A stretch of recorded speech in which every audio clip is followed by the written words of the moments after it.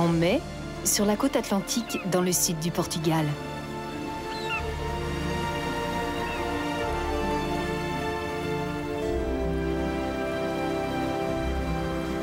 C'est la plus belle saison de l'Algarve.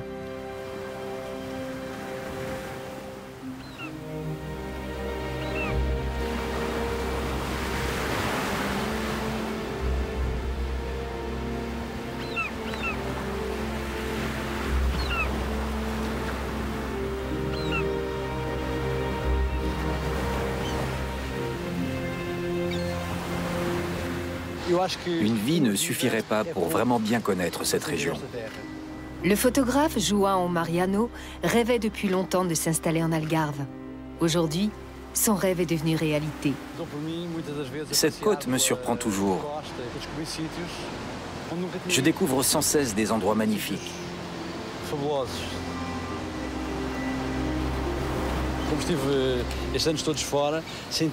J'ai passé plusieurs années loin d'ici, mais maintenant je veux que mes enfants aient la même chance que moi, qu'ils grandissent dans une région où l'on peut se baigner dans la rivière et où l'on trouve toujours des plages désertes. Même au mois d'août, on arrive à s'isoler.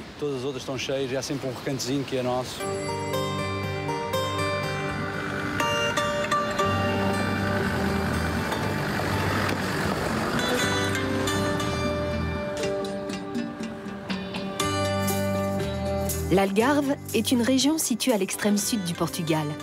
Elle borde l'Atlantique sur près de 190 km de côte.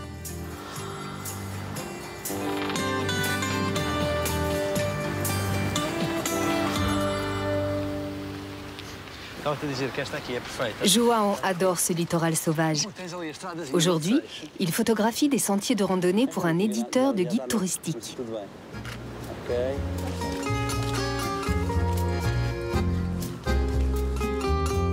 Viviane, elle, préfère l'arrière-pays.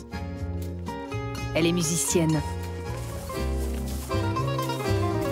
Apaga todas as palavras, as palavras Elles sont bonnes. que trocamos à toa, que escaparam das nossas Vraiment délicieuses.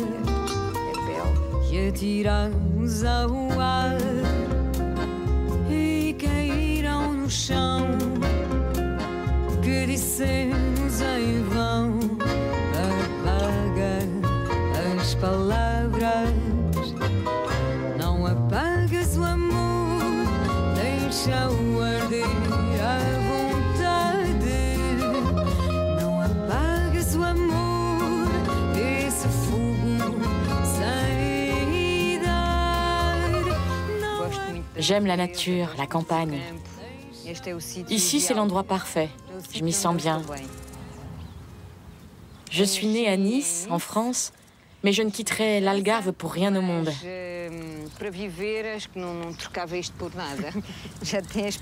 En général, les chats n'aiment pas l'eau, mais lui, il adore ça.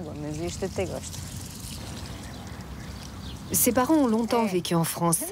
Viviane est revenue dans leur village natal, où elle a épousé Tó Vieira, son camarade de classe et musicien préféré. Ensemble, ils ont transformé le pressoir des grands-parents en studio d'enregistrement. Ce que j'aime en Algarve, c'est tout ça. C'est pouvoir respirer.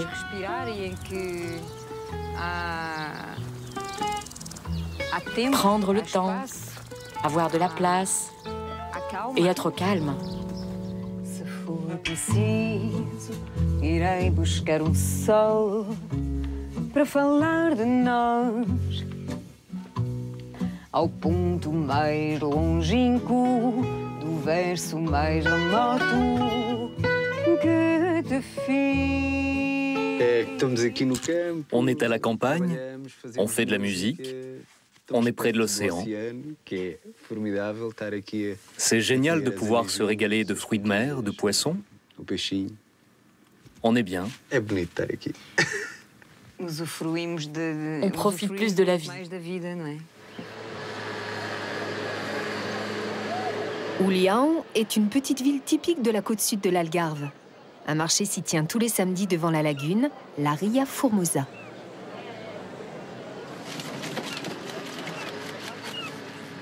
Homard, dorade, rouget barbet, lotte, Saint-Pierre, murène, raie, sardine.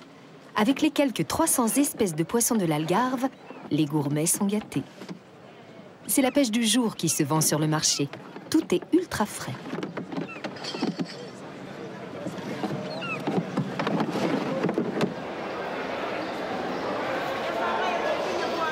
Qu'elle est grosse, cette sèche. Les conquilièges sont de petits bivalves marinés dans de l'huile d'olive, de l'ail et de la coriandre.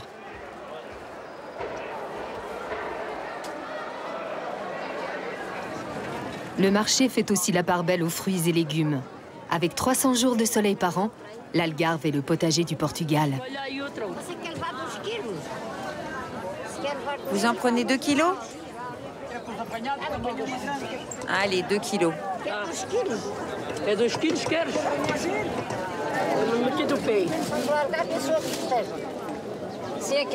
C'est bon, ça.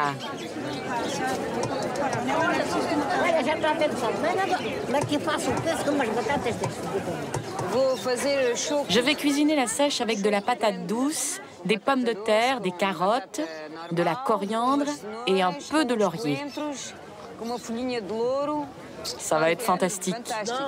Des patates douces et des pommes de terre.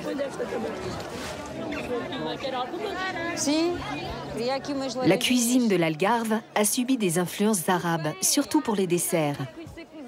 Figues, caroubes et amandes sont à la base de nombreuses recettes.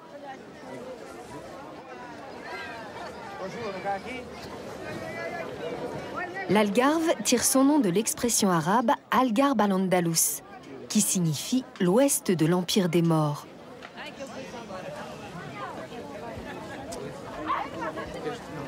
Figues sèches et amandes grillées. C'est un délice. En janvier, la neige de l'Algarve, ce sont les fleurs des amandiers. Il y a une légende arabe sur les amandiers. Un roi mort qui vivait ici, dans la région de Silves, avait épousé une princesse scandinave. En hiver, la princesse était tellement triste de ne pas voir la neige que le roi a fait planter des amandiers dans toute l'Algarve. Et un jour, en ouvrant sa fenêtre, la princesse a vu les terres jonchées de fleurs blanches et elle a retrouvé le sourire.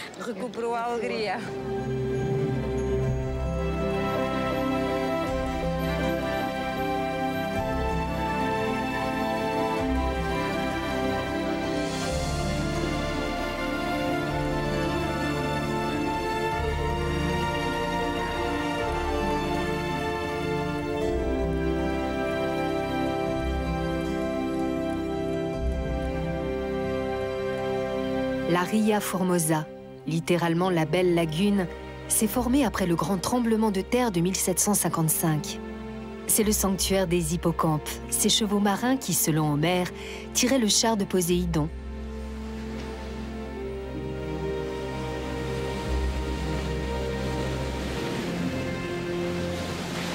Malheureusement, ces petits poissons sont aujourd'hui menacés.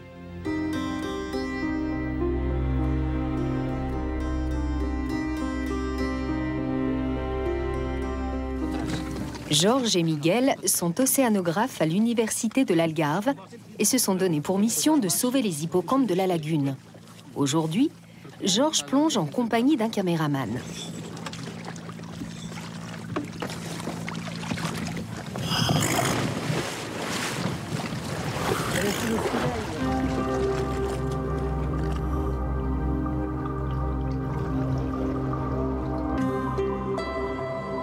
La colonie d'hippocampes de la Ria Formosa est la plus grande au monde.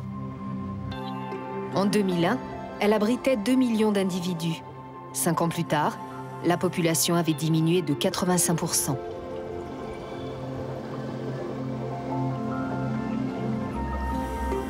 Cette baisse spectaculaire est sans doute le résultat de plusieurs facteurs conjugués. La pratique de la pêche au chalut, l'essor des sports nautiques à moteur, mais aussi le rejet des eaux usées dans l'océan.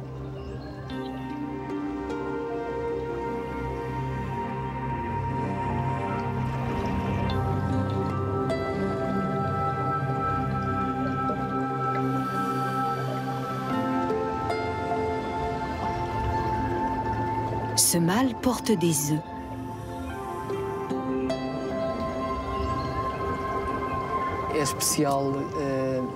C'est la particularité des hippocampes. C'est le mâle qui porte les petits. En général, dans le règne animal, ce sont les femelles qui remplissent cette fonction. Les hippocampes pourraient bien faire des jaloux.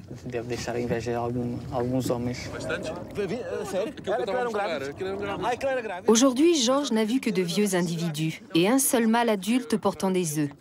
C'est le signe que la population vieillit.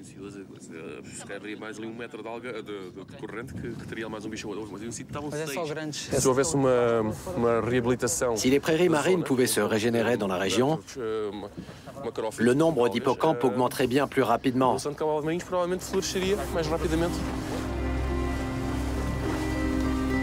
La Ria Formosa est aussi un parc naturel qui couvre 18 000 hectares de marais, de canaux et d'îlots. C'est une véritable pouponnière pour de nombreuses espèces.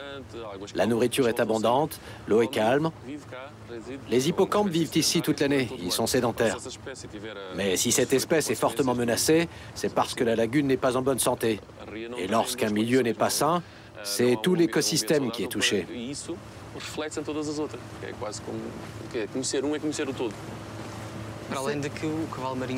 L'hippocampe a quelque chose d'attirant. Il a une morphologie tellement particulière, il mériterait de devenir le symbole de la lagune.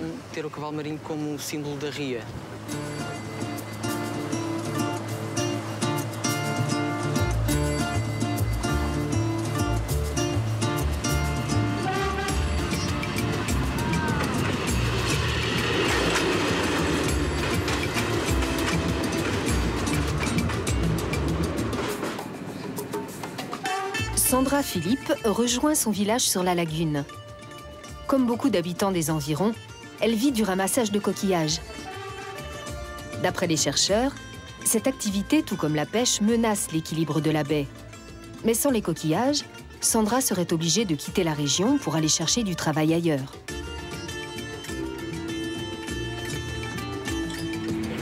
C'est magnifique ici. Je ne partirai pour rien au monde.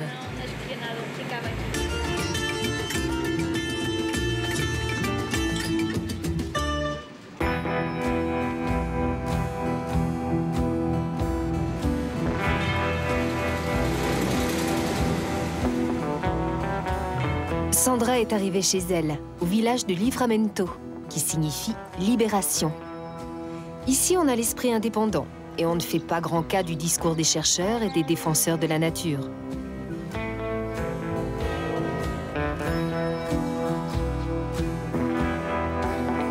La pancarte indique « appât à vendre ». Salut les filles.